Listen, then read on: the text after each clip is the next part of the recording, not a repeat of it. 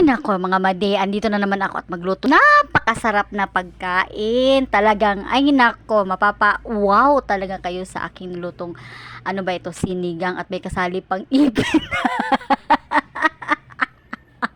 Napalpak na naman si Madi ngayong araw na ito. Ay nako, pero alam niyo, masarap talaga yung ano, yung sinigang na ginawa ko ngayon. Ay, ikaw talaga, Madi.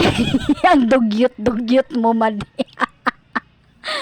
Uy, pero hindi ko yun sinadya, ha? Ay, naku, kayo talaga. Talagang hindi ko yun sinadya. So, ngayon, mag-upisa na tayo. Lagyan na natin ng tubig yung ating, ano, kalaha. Hindi talaga ako makaano sa tawa nito. Ay, Ginoo ko, Lord.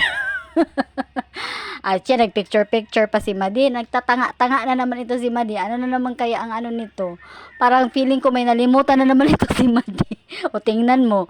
Dapat Madi, dilunod mo na yung ano kanina. Ay, ikaw talaga Madi. O tingnan mo, nahuli tuloy yung ano.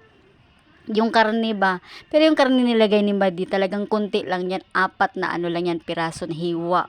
O, kasi, alam mo naman, nag-diet, bawal sa karne, high blood. Mga high blood, bawal talaga yun sa karne at siya, yan, may lang na ano kasama. Tsaka, ano, takipan muna natin.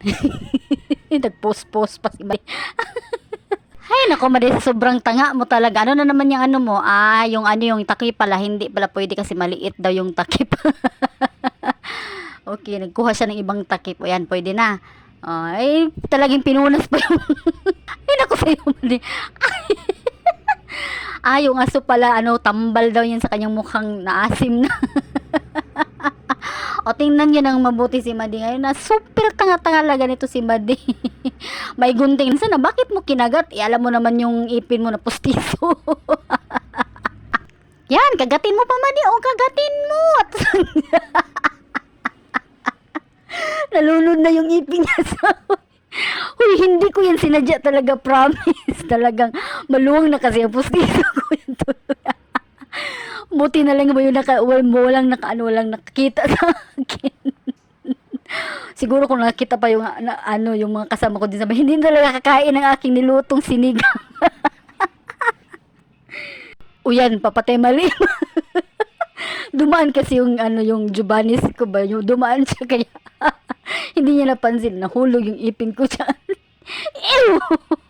Ang dugyot-dugyot mo, Madi. Ginoo ko. O yan, isuot mo yan. Hindi talaga ako makaano sa taon nito. Uy, Madi, grabe. Ang saya-saya pala mag-voice over dito. Ay, nako, Madi, nakakaihi na talaga ako sa kakatawa sa iyo. Ayan, ibalik mo yan. Walang hiya ka. Ay, nako, yan, ano mo na yung sinigang mix. Uy, Diyos ko, hindi nila talaga alam na ano pala yung postiso ko. Pag i-post ko itong ano na to, vlog na ito, doon nila malaman. Uy, ew! May postiso pala yung ikinain namang sinigang. Ang sarap pa naman.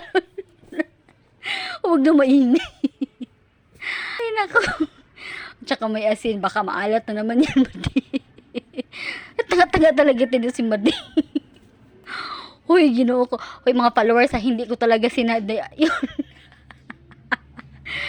Ay, nako, Madi. Grabe ka, Madi, ha. Huwag mo nang ulitin yun, Madi. Nakakaano naman yun, Madi.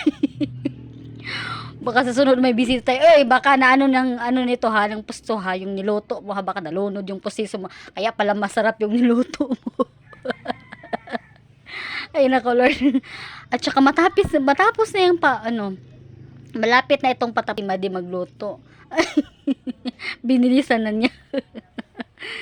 Ay, o, tingnan mo. Masarap talaga yan. Wala talagang katulad ang sinigang na yan. Saan ka naman makakit na nagluto na nalunod yung postiso sa sinigang. O, tingnan mo naman. Ang sarap-sarap tingnan ng sinigang na niluto ko. Pero hindi nila alam yan. Naubos ang sabaw niyan. Pero hindi nila alam na may postisong nalunod dyan. Ay nako mga madi, mga mamshi, mga followers, salamat talaga sa tingin ng aking vlog ha.